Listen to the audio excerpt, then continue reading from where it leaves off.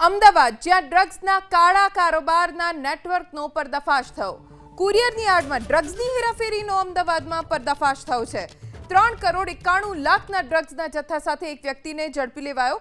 વસ્ત્રાલમાં રાજસ્થાનના બાલોતરાનો એક શખ્સ આસુરામ ઉર્ફે અશોક કુમાર હેરતજી ભાટને પોલીસે ઝડપી લીધો છે। બેંગલુરુથી કુરિયર મારફતે આરોપીએ ડ્રગ્સ મગાવ્યાનો હાલ ખુલાસો થયો છે।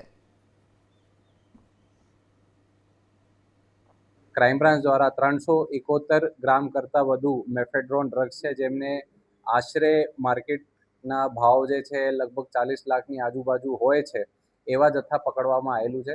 એમાં જે મુખ્ય આરોપી છે એમની પોલીસ દ્વારા આસુરામ